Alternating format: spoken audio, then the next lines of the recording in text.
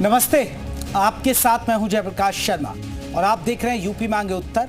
Line पढ़ लीजिए, क्या है आज का मुद्दा, क्या है? कांवड़ियों पर कोहराम, शिव भक्तों पर घिनौना इल्जाम।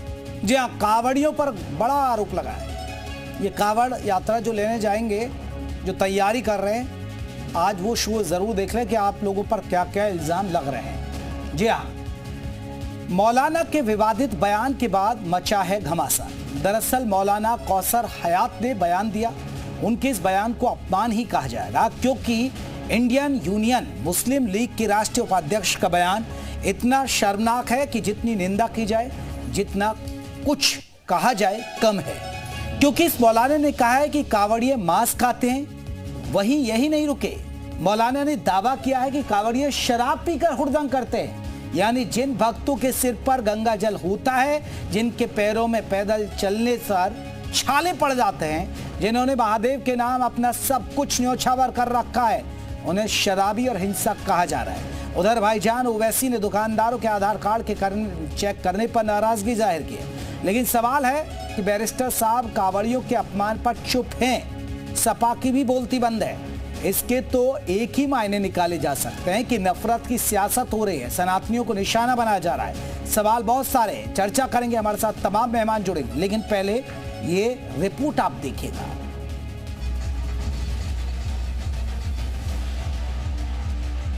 शराब की दुकानें क्यों बंद नहीं होती? शराब पीकर हुड़दंग किया जाता है, शराब पीकर व्यभिचार किया जाता है, शराब पीकर क्या नाम उल्टे सीधे तमाम हरकतें की जाती हैं। शराब की दुकानें बंद नहीं होती, गोश्त की दुकानें बंद होंगी। और वो लोग गोश्त खाते हैं, जो लोग आज क्या नाम कांवड़ यात्रा में निकलेंगे, वो हमसे ज्यादा गोश्त खाते हैं।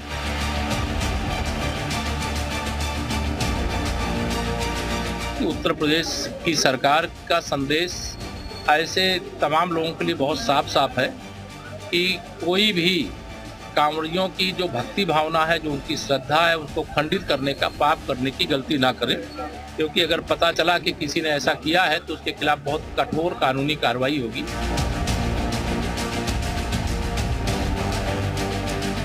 संघ परिवार के लोग चले गए दुकान पर, जाकर कहा कि तुम्हारे पास नाम क्या है? उसने कहा नाम से क्या मतलब? उसका आधार कार्ड पूछे, आधार कार्ड नहीं था। तो उससे कहा तुम्हारा पैंट खोल के दिखाओ हमको। नहीं, ये हुआ है, मजाक की बात नहीं है। फिर बाद में उस शख्स ने कहा कि मैं पैंट नहीं खोलूंगा, तो उसको गाली गलौज की गई। बाद में मालूम हुआ कि जिसको गुस्सा कर रहे थे, गाली दे रहे थे, उसका नाम गोपाल है।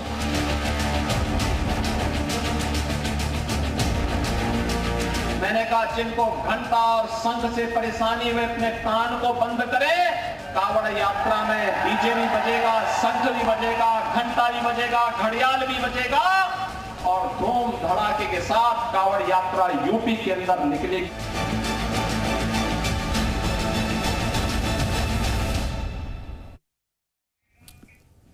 तो चलिए आज इसी मुद्दे पर बात होगी, लेकिन पहले महत्वपूर्ण सवाल, क्या सवाल है वो हम आपको सवाल दिखा देते हैं। पहला सवाल, कांवड़ियों के लिए अलग से रूट, भाईजान की बिगड़ी जुबान कांवड़ यात्रा से क्यों परेशान? ये दूसरा सवाल है, कांवड़ियों को मांसाहारी और हिंसक बोलना सियासी नैरेटिव?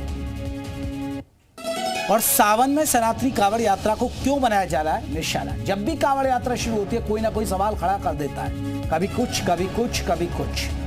तो आज हम इसी मुद्दे पर बात करेंगे। हमारे साथ तमाम मेहमान रहेंगे। हम बात करेंगे कि आखिरकार ये क्यों बातें हो रही हैं, क्यों इस पर सवाल उठाए जा रहे हैं, क्यों जब कांवड़ यात्रा शुरू होती है तो इस तरह की बातें कही जा रही हैं, क्यों मौलाना साहब ने ये बिगड़े बोल बोले हैं। जी हाँ, हम बात करें इंडियन यूनियन मुस्लिम लीग के राष्ट्रीय उपाध्यक्ष हैं ये मौलाना, इन्होंने ये विवादित बयान दिया है। तो हमारे साथ तमाम मेहमान जुड़ गए। मैं अपने मेहमानों का रुख करता हूं और आपको बता दें हमारे साथ कौन कौन खास मेहमान है। साध्वी गीतांबा है हमारे साथ, धर्मगुरु है, वो हमारे साथ जुड़ गए हैं। अजरा मोबिन है, मुस्लिम स्कॉलर है। अजरा जी आपका बहुत बहुत स्वागत है। हमारे साथ आपको बता दें कि भुवन भास्कर जोशी है, प्रवक्ता है समाजवादी पार्टी की तरफ से। भास्कर साहब आपका बहुत बहुत स्वागत है। हमारे साथ डॉक्टर पवन राव अंबेडकर है, प्रवक्ता है AIMIM की तरफ से, आपका बहुत बहुत स्वागत है। SN सिंह है बीजेपी की तरफ से, सिंह साहब आपका बहुत बहुत स्वागत है। अजरा मोबिन जी, चर्चा की शुरुआत मैं आपसे करना चाहूँगा। अजरा जी, क्या ये जो मौलाना साहब ने बयान दिया, आप सहमत हैं? JP जी, मुझे आप किन मौलाना साहब की बात कर रहे हैं, जरा सा उनके रेफरेंस से कुछ आप बताएं। ये अजरा मोबिन जी, ये मौलाना हैं जिनका मैंने जिक्र भी किया, उनकी डेजिग्नेशन बताई, मुस्लिम लीग के कोई राष्ट्रीय उपाध्यक्ष है, इंडियन मुस्लिम लीग, पता नहीं कितनी लीग बनी हुई है, मुझे नहीं पता है, उसके ये मौलाना है। इन मौलाना ने कहा कि देखिए शराब की दुकानें क्यों नहीं बंद होती हैं, सबसे ज़्यादा कावड़िए शराब पीते हैं, हुड़दंग मचाते हैं, सबसे ज़्यादा मांस कावड़िए खाते हैं और व्यवस्थाएं खराब की जाती हैं, सड़कें बंद हो जाती हैं। मौलाना साहब ये कह रहे हैं। नहीं, देखिए ये एक किसी भी समुदाय का एक आस्था से जुड़ी हुई चीज है, तो उस पर हम किसी तरीके की टिप्पणी नहीं कर सकते हैं। और मुझे लगता है जब जहाँ पर आस्था से जुड़ी हुई चीजें होती है तो किसी और को इस तरीके की बातें करने का कोई अधिकार नहीं होता है और करना भी नहीं चाहिए। इस तरीके से क्या होता है कि आपस में फिर वो जो हमारा सौहार्द कायम होता है वो कहीं ना कहीं उससे दिक्कत पैदा होती है, दूसरे समुदाय के लोगों में भी दूसरी तरीके की भावनाएं पैदा होती है। तो इन सब चीजों से, इस तरीके के बयानों से बचना चाहिए और ऐसी बात बिल्कुल भी नहीं कहनी चाहिए, क्योंकि देखिए इसके पहले भी कावड़ यात्रा होती रही जेपी जी, तो मुस्लिम समुदाय के लोगों ने बहुत बढ़ चढ़ करके पुष्प वर्षा भी किया है, उसकी भी सराहना की जानी चाहिए। अगर देखिए हर तरीके के, हर समुदाय में कुछ बैड एलिमेंट्स भी होते हैं जो इस तरीके की बातें कर सकते हैं। नहीं तो अजरा मोबिन जी, अब तो कहिए ना कि ये ऐसे लोग बैड एलिमेंट से ये माहौल खराब कर रहे हैं, फिर नहीं करना चाहिए। मैं तो मना कर रही हूँ कि ना इस तरह की बातें नहीं करनी चाहिए। ये चाहे वो मुस्लिम समुदाय के लोग हो या हिंदू समाज से या अन्य किसी भी समुदाय से अगर लोग आते हैं, तो जहां पर लगता है किसी की आस्था को ठेस पहुंचने वाली बात हो रही है तो उससे बचना चाहिए। वो ऐसा कोई कृत्य या ऐसा कोई वक्तव्य नहीं देना चाहिए जिससे किसी की आस्था को ठेस पहुंचे। ये मेरा अपना नजरिया है, ये मेरी अपनी सोच है। ठीक है। डॉक्टर भुवन भास्कर जोशी जी हैं। भुवन भास्कर जी, आप कैसे देखते हैं, इसमें भी किंतु परंतु है आपकी? क्योंकि देख लीजिए मुस्लिम वोट बैंक है इसमें। देखिए, हम ये कहना चाहते हैं इस देश का जो संविधान है वो हमें अपना धर्म का पालन करने का और अपनी आस्थाओं को मानने का अधिकार देता है।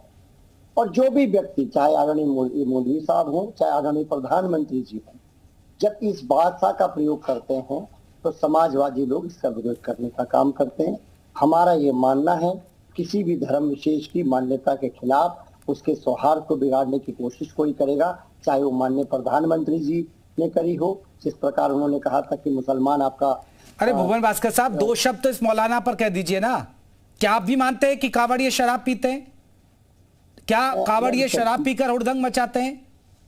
क्या आप भी मानते हैं कि कावड़िए मांस खाते हैं और वो मुस्लिम समाज से ज्यादा मांस खाते हैं?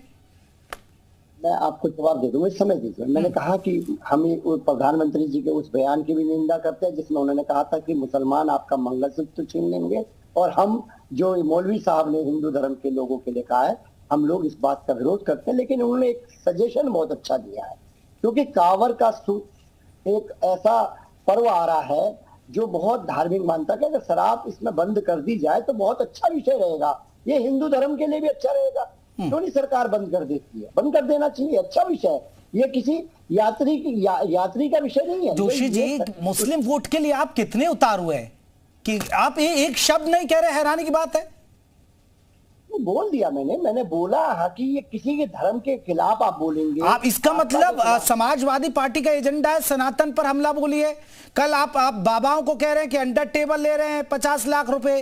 कावड़ियों के लिए अगर कोई मौलवी बोल रहा है तो आप चुप है, सिर्फ किंतु परंतु कह रहे हैं। इतना वोट बैंक जरूरी हो गया आपके लिए? परंतु नहीं, बहुत स्पष्ट लाइन है समाजवादी की, धर्म विशेष पर टीका टिप्पणी मंजूर नहीं है, चाहे प्रधानमंत्री जी की हो चाहे मौलवी जी। सिंह साहब क्या कहेंगे आप इस पर? प्रकाश जी, बड़ी अच्छी बात है और मैं तो कह रहा हूँ भुवन भास्कर बहुत पढ़े लिखे आप, लेकिन किन कारणों से वो आदरणीय अखिलेश जी की निंदा नहीं कर पा रहे हैं, मैं 2-4 एग्जाम्पल बताना चाहूंगा। और अखिलेश यादव जी अगर दूसरे पे भी ऐसी टीका टिप्पणी किए होंगे तो मैं सर झुकाकर माफी मांगकर और आपका डिबेट छोड़ दूं।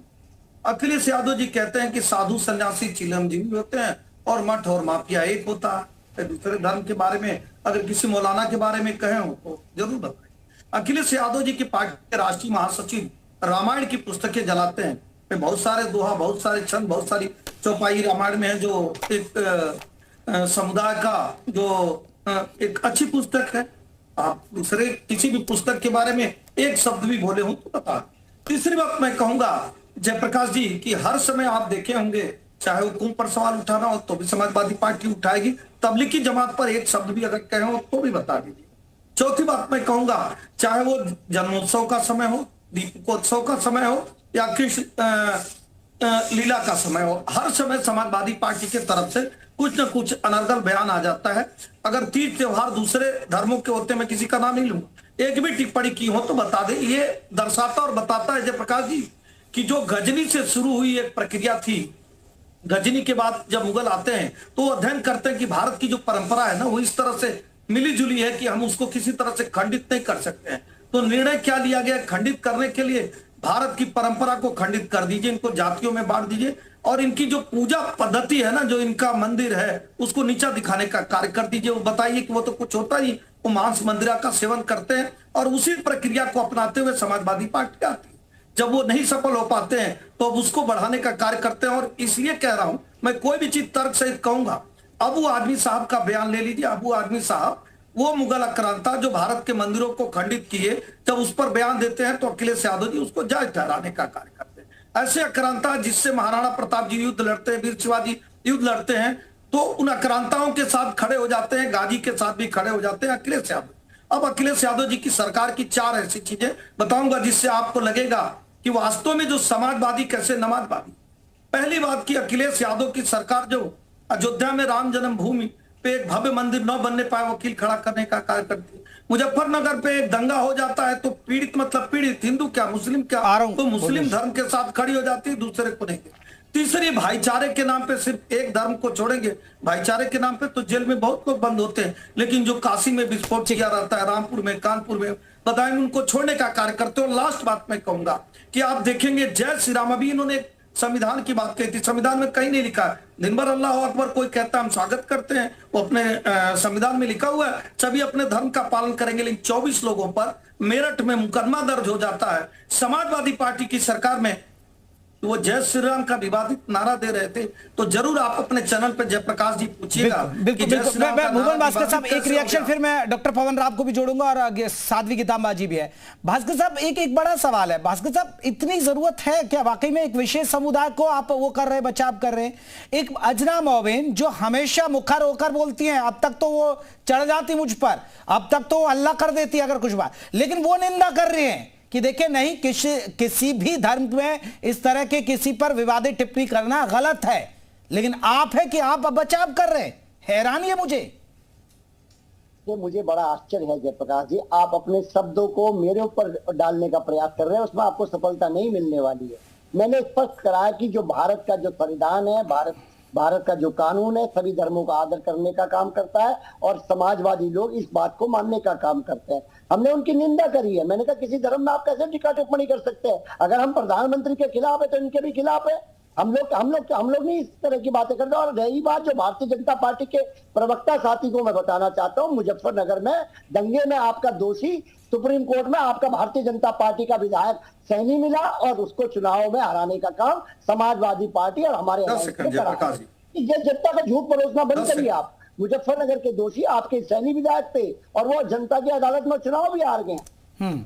ठीक है, जल्दी से निश्चित तौर पर जयप्रकाश जी मैं कह रहा हूँ दोषी उसमें 14 लोग पाए गए हैं और भारतीय जनता पार्टी का कोई विधायक दोषी पाता है तो हम स्वीकारते हैं। लेकिन मैं तो जिम्मेदार चैनल पर पूछना चाहता हूँ भुवन भास्कर से, इस संविधान में ये कहां से लिखा है कि केवल मुस्लिम पीड़ित होते हैं, मुस्लिम को मुआवजा दिया जाएगा, हिंदुओं को नहीं दिया जाएगा? इसका जवाब नहीं दे पाए। दूसरा मेरा सवाल था कि आप देखेंगे अगर आतंकवादियों को छोड़ा जाता है भाईचारे के नाम पे तो बहुत सारे हिंदू जेल में थे, उसको आप छोड़ने का कार्य किए। तीसरा सवाल था कि जितना धार्मिक पुस्तकों पे आपने आरोप लगाया, जो भारत की संस्कृति है उस पे जो आप आरोप लगाया किसी दूसरे धर्म पे किए हो तो आप बता दीजिए। चौथा मेरा सवाल था इनका, साधु सन्यासियों को जैसे चिलमजीवी कहते हैं, 12 साल की बिटिया अगर मदरसे में उसके साथ कोई मौलाना दुष्कर्म करता, एक भी बयान दिए हो तो आपको बताना चाहिए। पांचवा मैं कहूंगा कि भैया वो जो छमछम नाच गाना सैफई में हो रहा था वो किसके पैसे से हो रहा था? कि आप ये एक बड़ी बात है, ये एक बड़ी बात है। मैं जल्दी मैं लौटूंगा, मैं लौट रहा हूँ। सिंह साहब इस पर जवाब ले लूंगा। डॉक्टर पवन राव है, आपको बता दें IIM की तरफ से।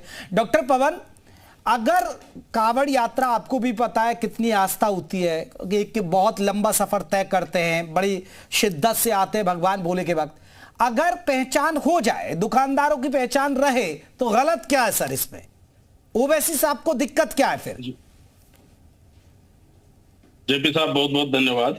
हमें कोई दिक्कत नहीं है जेपी साहब, दिक्कत ये है कि उत्तर प्रदेश में जो शासन चल रहा है वो शासन का आधार है धर्म, और धर्म के नाम पर नफरत फैला करके इस शासन को बड़ा बनाया जा रहा। पिछले साल उत्तर प्रदेश सरकार ने यही आदेश जारी किया था और सुप्रीम कोर्ट ने इसी आदेश को जो है रोक दिया था।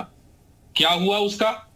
और यही आदेश जब जब उत्तर प्रदेश में जारी होता है, धर्म के नाम पर ना जाने कितने सारे लोग जो अराजक हैं, जो भगवा कपड़ा पहन करके, जो हथियार ले करके जो है बाजारों में और जो है खुलेआम घूमते हैं, और वो उन लोगों का नाम पता करते हैं जिनके खिलाफ नफरत फैलाई गई।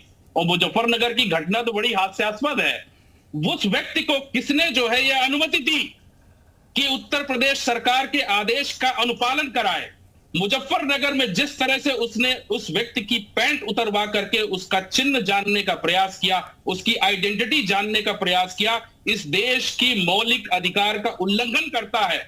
क्या उत्तर प्रदेश सरकार ने इन लोगों को ठेका दे दिया है? क्या सरकारी ठेका दे दिया है क्या? नहीं, सिंह साहब एक बड़ा सवाल। सिंह साहब देखिए, सुप्रीम कोर्ट की भी गाइडलाइंस है। देखिए, पहचान उजागर, पहचान आप नेम प्लेट लगाइए, ये डॉक्टर पवन आप सही कह रहे हैं, सुप्रीम कोर्ट का, लेकिन आप जबरदस्ती करेंगे ये तो गलत है ना। सुप्रीम कोर्ट ने यह नहीं कहा, तो जो स्वेच्छा से लगाना चाहे लगाइए, लेकिन आप दबाव नहीं बना सकते किसी पर। जयप्रकाश जी, दो चीजें आपने जो पूछा, मैं आपके बयान डॉक्टर पवन में आ रहा हूं, बस एक रिएक्शन ले लूं आपकी बात के। जो हमारे मित्र ने पूछा उसके भी बयान से इतना नहीं जाऊंगा, इनसे पूछिएगा जरूर, आपके जिम्मेदार चैनल पर कह रहा हूं कि अभी जो है पाक महीना चल रहा था, रमजान का पाक महीना चल रहा था। इनके पार्टी के जो ट्रेजरर थे उन्होंने कहा मुसलमानों को इस पाक महीने में सिर्फ मुसलमानों से खरीदना चाहिए। धर्म की राजनीति कौन करता है कि जिसकी पार्टी के नाम में ही मुस्लिमुद्दीन है? दूसरी बात मैं ये जरूर सबको बताइए, और जितने दर्शक देख रहे हैं वो जानेंगे कि भारतीय जनता पार्टी की सरकार, योगी आदित्यनाथ जी की सरकार ने ऐसा कहीं नहीं कहा है कि धर्म देखकर।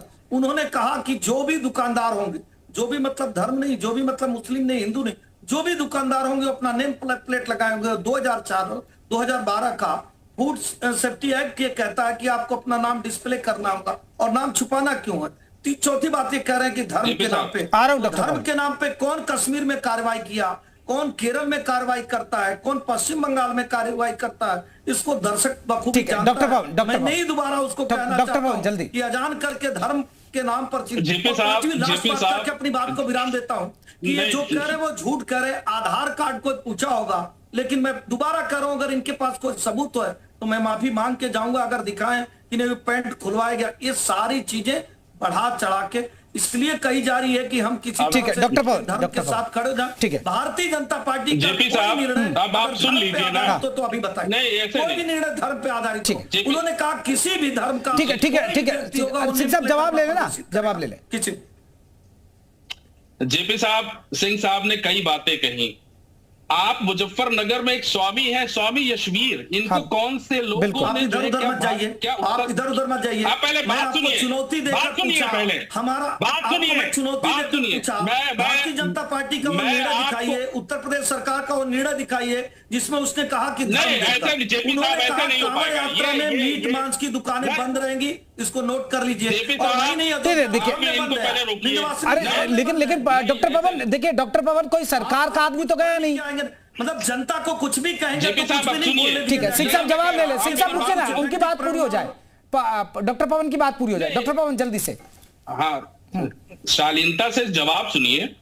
मुजफ्फरनगर में यशवीर नाम का व्यक्ति भगवा पहन करके जाता है, क्या उत्तर प्रदेश सरकार ने इसको ऑथराइज किया है?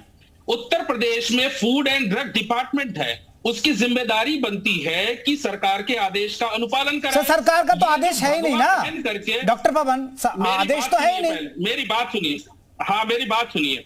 ये जिस तरह का सरकार ने आदेश दिया है नेम प्लेट के नाम पर, जिस तरह से पिछले 3 दिन से प्रोपागेंडा चल रहा है, इस प्रोपागेंडा में जो तथाकथित भगवाधारी हैं वो दुकानों पर जाकर लोगों की जो है मौलिक अधिकारों का उल्लंघन कर रहे हैं। उसकी पैंट उतरवाई गई, उसका नाम है गोपाल। ये आपको जो है ना शर्म आनी चाहिए, जिस तरह से आप लोगों का शोषण कर रहे हैं, खुलेआम शोषण कर रहे हैं। दूसरा विषय सुनिए, नहीं आया बताना ना सिंह साहब ने, अब सुन लीजिए, बात सुन लीजिए सिंह साहब, ऐसे नहीं, मैंने पूछा सरकार का वो निर्णय कहाँ है जिसमें धर्म पे आधारित है, लेकिन मैं आपको निर्णय जरूर बता दूंगा जो कहते हैं कि योगी मोदी नहीं रहेंगे तो देश को कौन बताएगा। 15 मिनट की बात कौन करता है, कौन तलवार की बात करता है, कौन ये दिखाने का करता है कि भाई ये मुझे लगता है कि ये सब चीजों पे चर्चा नहीं हो रही। ये सब लोग जानते हैं कि जो आप इस्लामीकरण करना चाहते हैं। अरे सर ऐसे तो अब ये मौलाना कौसर कह रहे हैं ना, उस पर भी कुछ कह दीजिए ना डॉक्टर पवन, ऐसे तो कुछ है। चलिए मैं लौट रहा हूँ क्योंकि साध्वी गीतांबा जी बहुत देर से मेरा इंतजार करिए। साध्वी गीतांबा जी आ रहा हूँ, डॉक्टर पवन आ रहा हूँ, मैं आप पर ही लौटूंगा। साध्वी गीतांबा जी, आप देखिए अखिलेश यादव पहले तो कहते हैं कि देखिए बाबा बागेश्वर अंडर टेबल 50 लाख ले रहे हैं, अब एक मौलाना कह रहे हैं कांवड़ यात्रा को लेकर ही सवाल। ये सनातन धर्म पर ही क्यों टारगेट हो रहा है साध्वी गीतांबा? इसलिए हो रहा है कि सनातन धर्म जो है वो शांत है, वो किसी से दंगा नहीं करता ना, तो हर कोई सनातन धर्म पर थूक करके चला जाता है, हर कोई अंगुली उठा के चला जाता है। ओछी राजनीति करना इन लोगों का काम है, क्योंकि सनातन धर्मियों के साथ सपा वालों ने या मुसलमानों ने बहुत अत्याचार किया है और वो बार बार दोहरा रहे हैं। अब इनके गले के नीचे नहीं उतर रहा है, इसलिए कि अब बीजेपी सरकार आई है तो कुछ सहायता धर्म का हो रहा है, धर्म के लिए कुछ वो लोग आगे बढ़ रहे हैं, तो अब इन लोगों को पच नहीं रहा है, और जब पचेगा नहीं तो बोलेंगे ही बोलेंगे। लेकिन साध्वी गीतांबा देखिए, समाजवादी पार्टी कहती है और भी लोग धर्मगुरु कहते हैं, जो मुस्लिम धर्मगुरु हैं, भाई कांवड़ यात्रा तो पहले भी होती थी, अब बवाल शुरू होने लग गया, पहले तो कभी बवाल नहीं होता था, नेम प्लेट को लेकर, कभी इन चीजों को लेकर। हाँ नहीं, पहले भी होता था, और पहले जो बवाल होते थे वो आप लोग मीडिया में नहीं ला पाते थे, इसलिए नहीं ला पाते थे कि इतनी मीडिया भी नहीं होती थी। पहले भी अत्याचार होता था, कांवरियों का कांवर जूठा किया जाता था, वहां थूका जाता था, उनके कांवर को भंग किया जाता था, उनको मारा जाता था, उनको पीटा जाता था, लेकिन तब शायद इतनी मीडिया जागरूक नहीं थी कि वो दिखा पाती थी। ऐसा नहीं था, हम लोग भी कांवर में निकले हैं, बहुत सी परेशानियों को झेल करके निकले हैं, लेकिन जो ये मुलायम परिवार है ना, ये सनातन धर्म का बहुत ही पुराना विरोधी है, वो कभी भी सामने सनातन धर्म के पक्ष में तो बोल ही नहीं सकता। अगर वो बोल दिया जाएगा तो हमें लगता है कि वो यादव परिवार से निष्कासित हो जाएंगे, इसलिए वो नहीं बोल सकते हैं। और रह गई बात अन्य पार्टियों की, तो ये ओछी राजनीति है, जो कह रहे हैं कि मांसाहार करते हैं, शराब पीते हैं, कौन कहां से ये लोग बोल रहे हैं? और ये सिर्फ सनातन धर्म के लिए कि आप शराब पीते हैं, आप मांसाहार खाते हैं, हमसे ज्यादा खाते हैं, वाह भाई वाह, ये इतना धर्म का महीना है, इतनी मेहनत करके अपने कंधे पर लेकर के जल जा रहे हैं बच्चे चढ़ाने के लिए, और उनको इस तरह से अपमानित किया जा रहा है। ये एक बड़ा मैं एक सवाल, अजरा मोबिन, पहचान बताने में क्या दिक्कत है? अगर किसी का धर्म खंडित हो सकता है, कोई डर है, तो क्यों उसमें दिक्कत क्या है? और तमाम जो मुस्लिम धर्मगुरु हैं वो कांवड़ यात्रा पर ये हो जाता रास्ते, कभी किसी हिंदू धर्मगुरु को सुना है कि आपने आपकी यात्रा पर कोई सवाल उठाए हो कि ताजिया जुलूस निकल रहा है, अब मुहर्रम का जुलूस निकलेगा, उस पर कोई सवाल उठा रहा हो कि भैया क्यों निकाल रहे हो? पुलिस सुरक्षा देती है और बाकायदा। देखिए जेपी जी, बिल्कुल जिसको ऑब्जेक्शन उठाना होता है वो उठाते हैं, ऐसा नहीं है कि नहीं उठाते, लोग अपनी कोशिश पूरी करते हैं, लेकिन जो लीगल होता है वो हम लोग लीगलाइज करते हैं, उसमें किसी का इंटरप्शन हम लोग नहीं बर्दाश्त कर सकते, क्योंकि ऑन पेपर हम लोगों का लिखा होता है। रही बात नाम छुपाने की बात, तो मुझे लगता है कि ठीक है, अगर नाम छुपा के कोई बिजनेस करना गलत है, तो मेरा मानना है, मैं इन लोगों से पूछना चाहूंगी कि अल कबीर जो नाम है वो एक मुस्लिम का सबसे बड़ा इंडिया का बिग स्लॉटर हाउस है, वो कौन है? वो तो उनसे भी सवाल करना चाहिए ना, क्या अल कबीर नाम रख करके आप बड़े का गोश्त आप निर्यात कर रहे हैं, तो ये भी तो एक बहुत बड़ा, आप लोग उस पर सनातन चिल्ला रहे हैं, तो लीगल है ना मैम, फिर नाम तो पता ही है ना उसका अल कबीर। आप अल कबीर क्यों नाम रख रहे हो भाई? आप अगर इस तरीके का बेस में एक्सपोर्टर, आप इतने बड़े एक्सपोर्टर हो, तो उस पर भी ऑब्जेक्शन उठा दिए, क्यों आप सनातन होकर के आप इस तरीके का बिजनेस करें? नहीं करना चाहिए, सवाल है ना जेपी भाई, ये भी तो ऐसे थोड़ी नहीं होता है कि आप एक चीज को अच्छा आप ले लो, बुरा कर रहे हैं तो ठीक है, उसको अंधेरे में छुपा दो। जल्दी से, फिर मैं पवन साहब का रुख करूंगा, जल्दी से। नहीं, बड़ी अच्छी बात कही। पहली बात तो उस नाम को धर्म से नहीं जोड़ के देखना चाहिए, और मैं एक जरूर अपनी बात से आप पूछना चाहूंगा और बताएंगी, हो सकता है कि सब लोग जानना भी चाहें।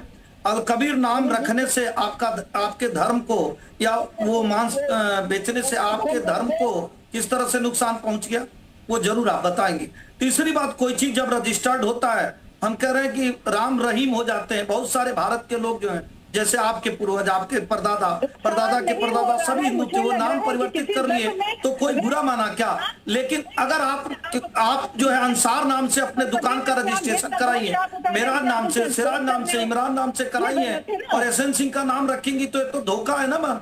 इस धोखा को पूछा जा रहा है कि क्यों कर रहे हैं। और चौथी बात मैं कहूंगा, दोबारा आपको भी कहना चाहूंगा कि निश्चित तौर पे आप जो कह रही थी कि मुस्लिम धर्म के लोग सहयोग करते हैं, तो हिंदू धर्म के लोग भी चादर चढ़ाते हैं, ये भाईचारा है। लेकिन समाजवादी पार्टी की सरकार 2012 से 17 के बीच में कांवड़ यात्रा को भी प्रतिबंधित कर देती थी, डीजे को भी प्रतिबंधित कर देती थी। आज जो फूल बरसाए जा रहे हैं उस पर कंकड़ बरसाए जाते थे। इस नाते कहा ये एक फर्क है, ये एक फर्क है। डॉक्टर पवन, आप लोगों को क्यों दिक्कत होती है भाई? पहचान तो बतानी पड़ेगी भाई। तो ये एक बड़ा पर्व है हिंदुओं का, कांवड़ियों का, तो पहचान छुपाने में क्या दिक्कत आ रही है भाई? बताइए ना, क्या दिक्कत है भाई? जेपी साहब, हमने पहले भी कहा कि हमारा स्टैंड एकदम क्लियर है। अब आप बात सुनिए, हमारा स्टैंड एकदम क्लियर है।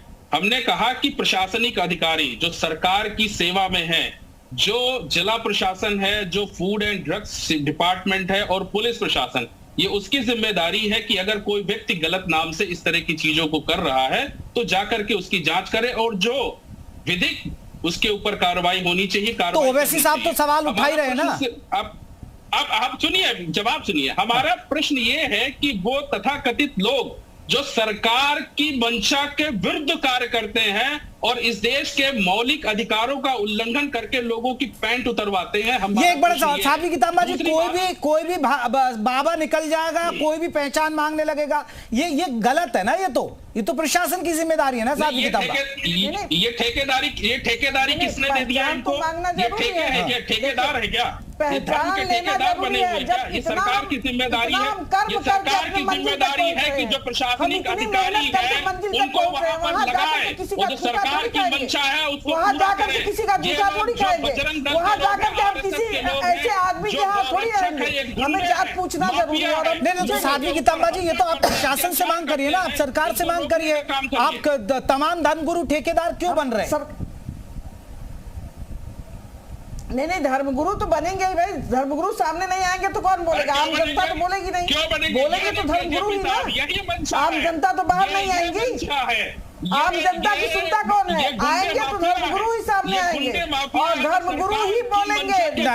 ये डॉक्टर पवन ऐसे नहीं कह सकते आप। साधु नहीं, साधु महात्मा गुंडे माफिया कैसे हो जाएंगे आपकी नजर में? वो ठीक है, कानून नहीं ले, कानून कोई आपके हाथ में, लेकिन आप साधुओं को गुंडे माफिया कैसे कह देंगे? अरे यही तुम मौलाना को बोल के देख। आप उस मौलाना कौसर के लिए कुछ नहीं कहेंगे? यही शब्द आप किसी मौलाना को बोलिए, देखिए। नहीं, आप मौलाना कौसर को कुछ कह देंगे? आप दम है क्या मौलाना को बोलिए, फिर देखिए आप क्या होता है। ठीक है, भास्कर साहब नहीं, भास्कर साहब ये देखिए, अब भव्य होने लगी कांवड़ यात्रा तो आप लोगों को आपको दिक्कत होने लगी है।